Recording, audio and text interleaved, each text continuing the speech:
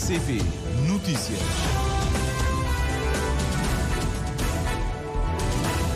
Estimado amigo ouvinte da Rádio de Cabo Verde, boa noite, já são 19 horas.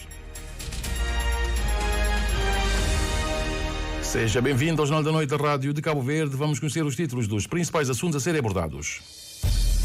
Centro de estágio de São Vicente acolhe no presente 15 migrantes que chegaram à ilha a bordo de 2 pirogas vindas de países vizinhos da costa oeste africana. 2023 foi o ano com mais mortes em rotas migratórias na última década, com um crescimento de 20% em relação a 2022. O Governo pretende em 2 anos alcançar a meta de 65% dos serviços públicos prestados pela via digital. Ataque do grupo rebelde iemenita Houthis a uma embarcação causa mortes pela primeira vez. Nikki Haley desiste da corrida presidencial e deixa campo aberto ao candidato Donald Trump.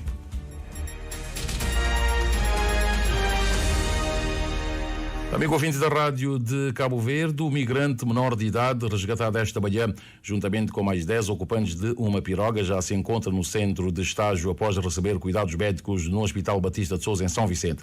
Segundo avançou a Rádio de Cabo Verde, o vereador da área da Proteção Civil de São Vicente, Anilton Andrade, neste momento se encontram instalados naquela infraestrutura desportiva no Mindelo os 11 migrantes que chegaram da piroga, mais os 4 que chegaram à ilha no passado domingo e que já tiveram alta hospitalar na tarde de ontem, conforme apurou o Albertino Brito. Hoje, 11 imigrantes ilegais, todos do Mali, chegaram a São Vicente numa embarcação com motor fora de borda e após o resgate esta manhã pelas autoridades, um deles, menor de idade, foi conduzido ao Hospital Batista de Sousa para receber cuidados médicos e 10 foram instalados no centro de estágio que acolhe ainda os 4 ocupantes da piroga encontrada no passado domingo no Calhau e que receberam alta ontem à tarde. O vereador da Proteção Civil de São Vicente, Anilton Andrade, faz para a RCV o ponto da situação até o momento. Nesse momento, tudo que já 11 imigrantes já está na centro de estágio, mesmo que ele vá para o hospital, que é um menor de idade, portanto com 16 anos, também já está com o grupo no centro de estágio, receber todo o apoio médico à chegada no espaço, nesse caso no centro de estágio, e no taxa de alimentação, isto devidamente está nesse espaço, na quartos, para descansar. Polícia Nacional tenta fazer segurança, montar os perímetros de segurança e mesmo segurança ao edifício em si, e que as pessoas que vêm naquela embarcação, junto com aqueles outros 4 que já estavam ali, que tinha chegado na sábado, está tudo no centro de estágio. O vereador da Proteção Civil reafirma que todos os ocupantes da embarcação são de nacionalidade maliana e terão partido da Mauritânia. Anilton Andrade garante que vão prosseguir com os apoios aos homens resgatados até hoje em São Vicente. Sim, a nota continua a dar, até porque todas as entidades que tive durante o dia para coordenar, cada um destacar suas equipas, destacar elementos, que é para continuar a dar apoio, e é nosso dever prestar todo o auxílio, o apoio humanitário e todo o auxílio em termos logísticos, segurança sanitária, também de saúde, em todos os sentidos. É nossa missão dar todo o apoio ali para que depois conseguir um repatriamento em condições. Todos os imigrantes clandestinos resgatados hoje e no passado domingo em São Vicente já estão instalados no centro de estágio. Assegurou hoje a RCV o vereador da Proteção Civil, Anilton Andrade. E 2023 foi o ano com mais mortes em rotas migratórias, vítimas mortais da última década. Pelo menos 8.565 pessoas morreram em 2023 a percorrer as rotas migratórias mundiais, tornando o ano passado no mais mortal já registado. Avançou hoje o projeto Migrantes Desaparecidos da Organização Internacional para as Migrações. O número de mortos em 2023 representa um aumento de 20% em relação a 2022, adianta a organização, sublinhando em comunicado a necessidade urgente de medidas para evitar mais perdas de vidas. O total do ano passado ultrapassa o máximo de mortos e desaparecidos a nível mundial, que tinha sido registrado em 2016, quando 8.084 pessoas morreram durante a migração. A travessia do Mediterrâneo continua a ser a rota mais mortal para os migrantes, com pelo menos 3.129 mortes e desaparecidos, o que constitui o número de vítimas mortais mais elevado da região desde 2017. Mas a Organização Internacional para as Migrações também registrou, em 2023, números sem precedentes de mortes e imigrantes em África, com 1.866 mortos, e na Ásia, 2.138. Em África, a maioria destas mortes aconteceu no deserto do Saara e na rota marítima para as Canárias, enquanto na Ásia a situação pior foi vivida pelos refugiados afegãos.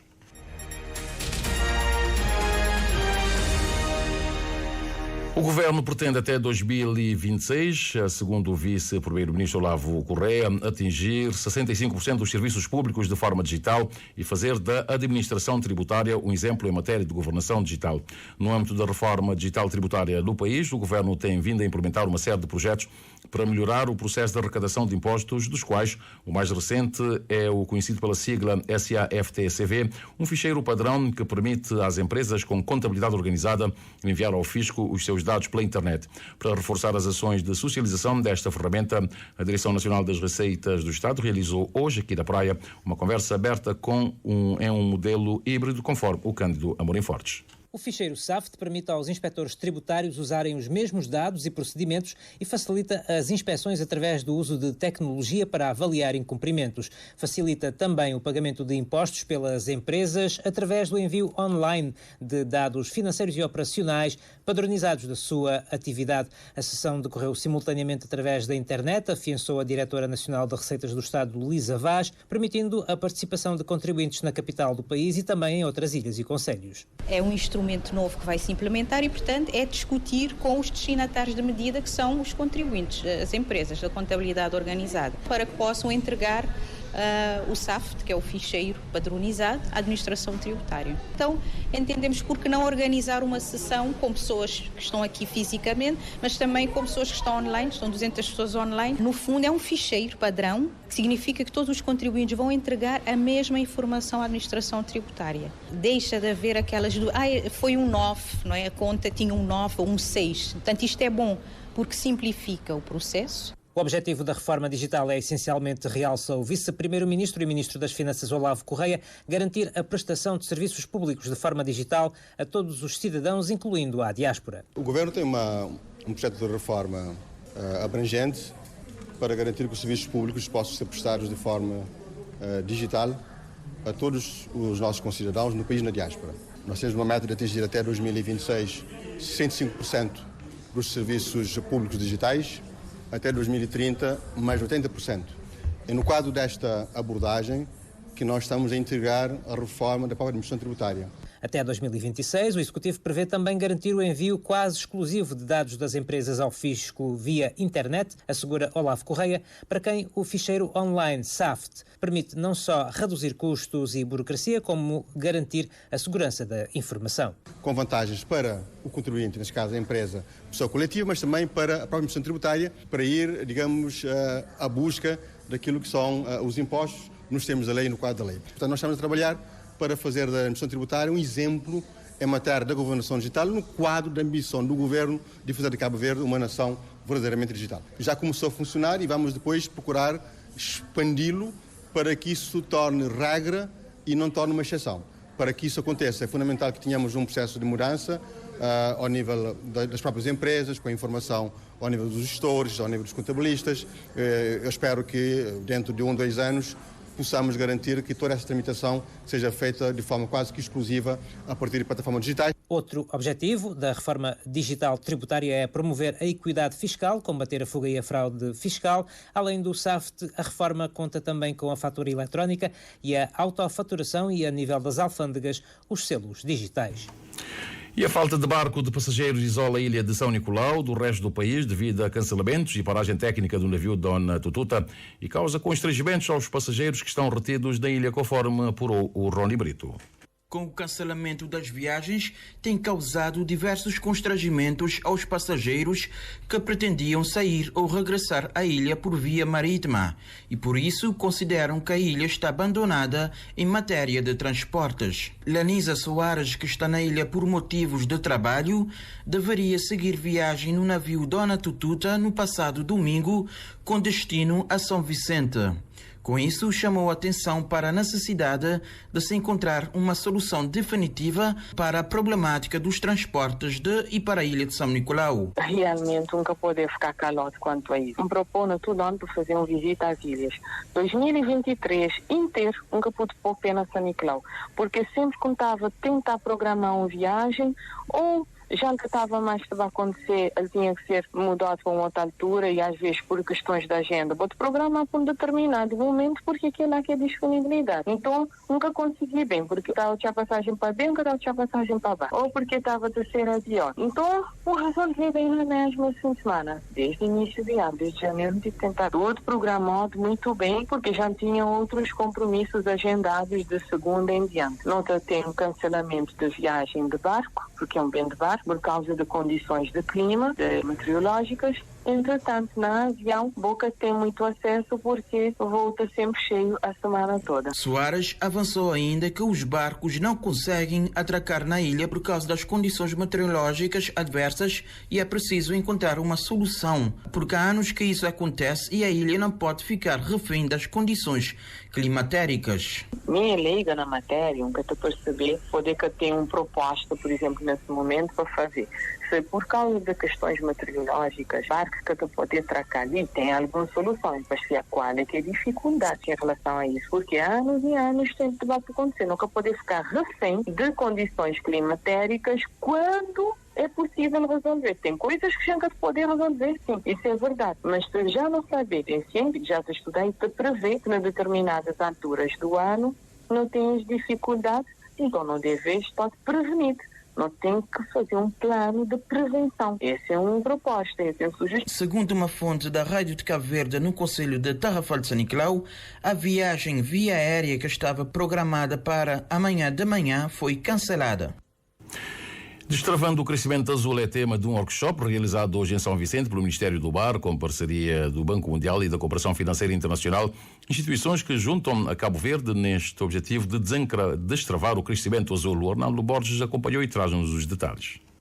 Para já ficam resultados positivos do workshop, que foi produtivo pelo debate que foi alargado e com propostas claras de soluções, analisa o diretor nacional das pescas e aquacultura, Carlos Monteiro. Eu diria que houve uma participação muito boa e tivemos inclusive participação também de projetos de economia azul que portanto, partilharam connosco as suas experiências e as suas ilações e, portanto, daí que nós consideramos que foi um workshop muito produtivo e com resultados, portanto, bastante bons, pelo que irão contribuir e para que o Governo, portanto, nesse caso o Ministério do Mar, possa, portanto, melhorar e vencermos esse desafio importante de todos, que é a promoção de uma economia azul sustentável. Nesse objetivo há desafios do presente que estão identificados e debatidos no workshop. A necessidade, por exemplo, de se aprimorar uma forma de financiamento.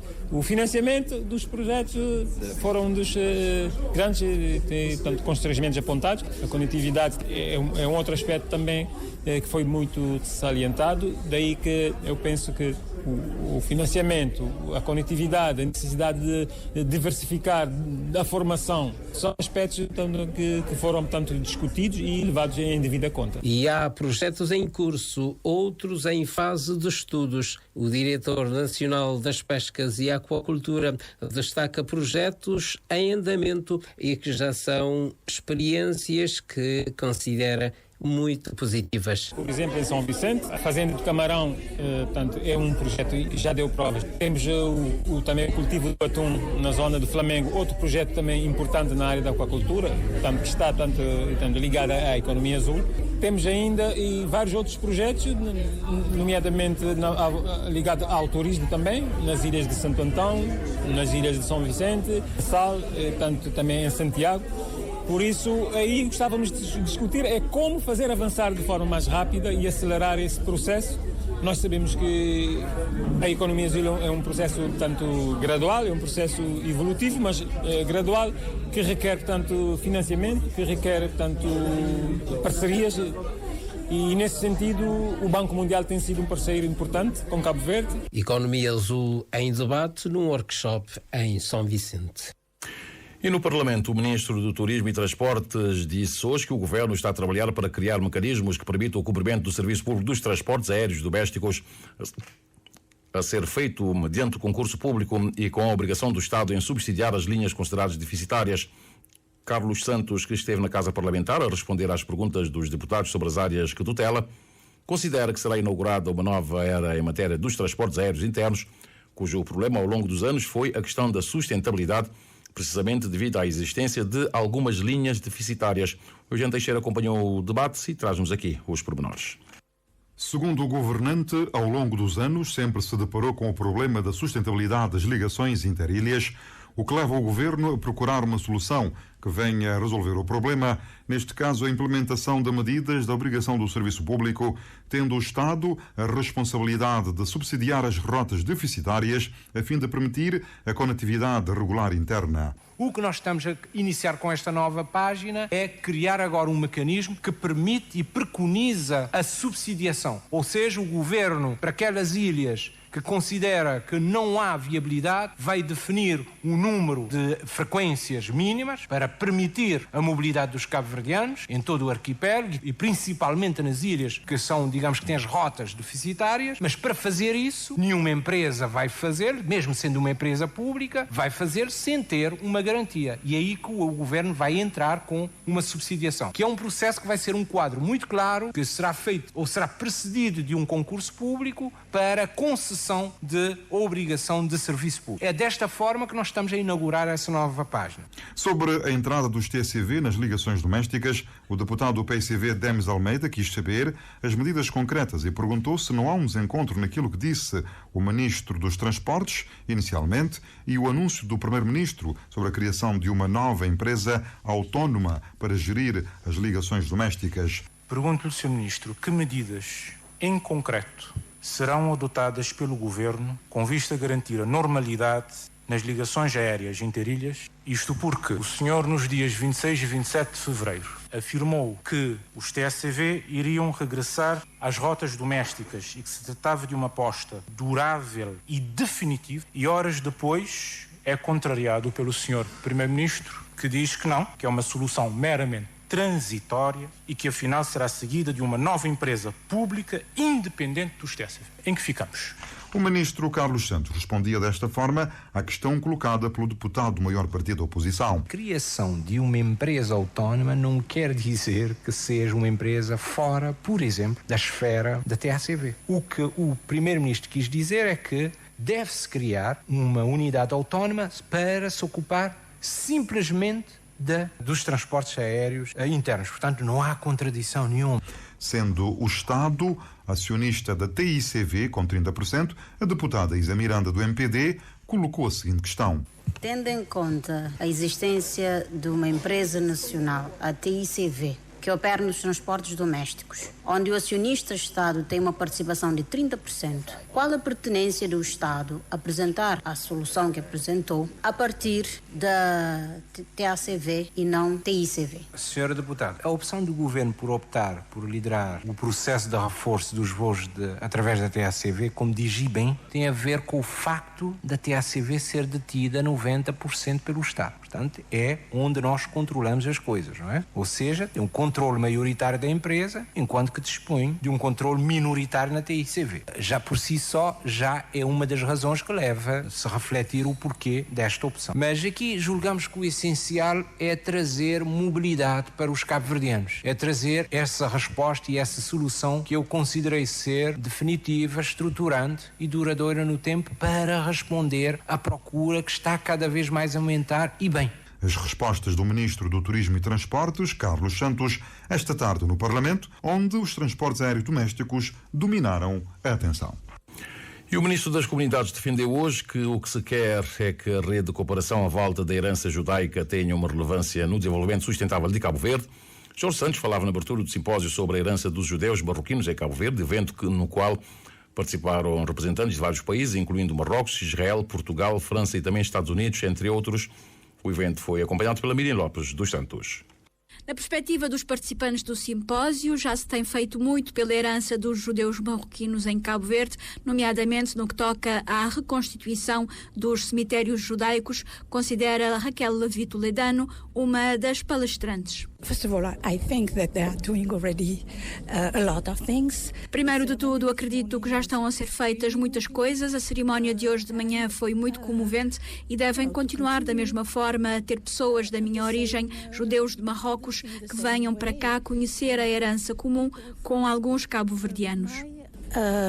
Origin from Jews from Morocco come here and know about their common heritage with some Cabo Verdean people.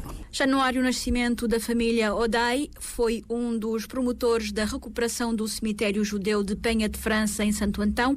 O conhecido ativista ambiental pretende criar uma casa da memória. Nós somos de origem judaica, mas somos aquilo que se chama os judeus modernos, nada de fanatismo. Somos muito abertos, nós defendemos uma cooperação entre os diferentes Estados, entre, por exemplo, o Estado de Israel, Marrocos e outros Estados. Nós também achamos que esse simpósio deve servir também para dizer à sociedade cabo-verdiana e ao mundo que precisamos colaborar, e também nós vamos anunciar que vamos transformar a casa dos meus pais, que já adquiri, numa casa de memória, que não é só de memória de origem judaica e outros, mas da minha família, mas também para a proteção do ambiente. O Ministério das Comunidades é um dos parceiros do evento. Jorge Santos presidiu a abertura e reforçou que a rede de cooperação à volta da herança judaica deve ter relevância no desenvolvimento sustentável de Cabo Verde.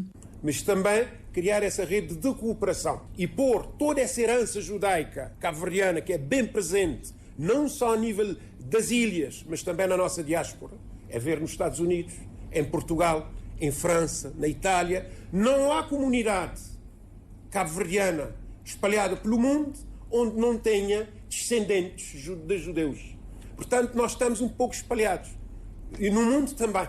É essa grande família e é essa grande herança que se quer também que tenha uma relevância no processo de desenvolvimento de Cabo Verde, principalmente na difusão e na promoção da nossa imagem como país, como nação, mas também como país que está necessitando de dar passos importantes rumo ao desenvolvimento sustentável. O simpósio sobre a herança dos judeus marroquinos em Cabo Verde contou com representantes de Marrocos, Israel, Portugal, França, Estados Unidos e África do Sul.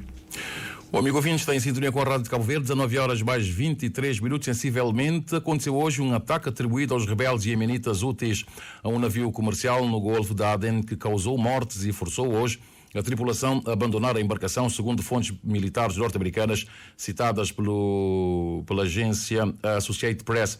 Segundo um oficial da defesa dos Estados Unidos, que falou sob anonimato, a extensão dos danos no navio permanece incerta, mas a tripulação fugiu do navio e mobilizou botes salva-vidas, sinalizando um incidente grave. Duas outras autoridades norte-americanas que também falaram sobre condição de anonimato, por não terem autorização para prestar declarações publicamente, adiantaram à agência Associated Press que o ataque causou mortes, sem dar mais detalhes. Caso se confirme, será o primeiro ataque com vítimas mortais da campanha de agressões iniciada pelos rebeldes xiitas iemenitas na sequência da ofensiva de Israel contra o grupo islamita palestiniano Hamas na faixa de Gaza. O Ministério da Defesa do Chile anunciou hoje que, por decisão do governo de Gabriel Boric, empresas israelitas serão excluídas da maior feira aeroespacial e de defesa da América Latina. A Colômbia, por sua vez, informou a suspensão de todas as compras de armas de Israel por sua ofensiva militar contra a Palestina. A feira aeroespacial, organizada pela Força Aérea Chilena, é uma das 5 maiores feiras aeroespaciais do mundo, a principal da América Latina, e que reúne expositores de mais de 40 países, segundo o comunicado. Desde a intensificação da ofensiva militar em Gaza após o ataque terrorista do Hamas contra Israel, o presidente chileno, Gabriel Boric, condenou energicamente as operações, que qualificou como um castigo coletivo à população civil palestiniana na região, e afirmou que não respeitam as normas fundamentais do direito internacional. Já o presidente colombiano Gustavo Petro determinou a suspensão de todas as compras de armas de Israel e lembrou o caso dos palestinianos que estavam na fila em busca de comida e mais de 100 foram assassinados pelas tropas de Israel. Ele defendeu que o ato se chama genocídio e lhe lembrava o Holocausto. Apesar dos poderes mundiais não gostarem de reconhecer isso, escreveu na sua rede social, complementando sobre o primeiro-ministro israelita que o mundo deve bloquear o Netanyahu. E Nikki Haley anunciou que vai desistir das primárias republicanas depois do fracasso de ontem, na chamada Super Terça, que distribuiu mais de 1/3 dos delegados que vão eleger o candidato republicano nas eleições de 5 de novembro. Num discurso na Carolina do Sul, Nikki Haley não endossou o ex-presidente e, em vez disso, encorajou-o a ganhar o apoio dos republicanos moderados e eleitores independentes que apoiaram. Disse a ex-candidata que agora cabe a Donald Trump ganhar os votos daqueles que, no Partido Republicano e fora dele, não o apoiaram. Em 15 estados, Nikki Haley, ex-governadora da Carolina do Sul, ganhou apenas em um estado, que se junta ao triunfo de domingo na capital, Washington, D.C. Há várias semanas que tem sofrido pressões do próprio partido para abandonar a corrida. Desta vez, alguns republicanos temiam mesmo que uma campanha pós-Super Terça fosse criar mais divisões dentro do partido e dar força ao esforço de reeleição de Joe Biden. Ao que tudo indica, então, teremos Joe Biden a defrontar Donald Trump novamente em novembro deste ano. Já se passaram 26 minutos das 19 horas, é o fim de linha neste jornal. Não disponho de nenhuma informação relevante para partilhar em relação ao movimento dos navios. Nenhum ferry está neste momento a navegar, apenas o Estreia que está no fogo. Temos também um outro navio, mas é de pavilhão estrangeiro. Em termos de embarcações nacionais, temos o Cipreia, que está a navegar neste momento na costa leste de Santiago, vai em direção ao Porto da Palmeira, na Ilha do Sal. Pela via aérea, também neste momento, nenhuma informação relevante, pelo que ficamos por aqui. Obrigado, boa noite e até amanhã.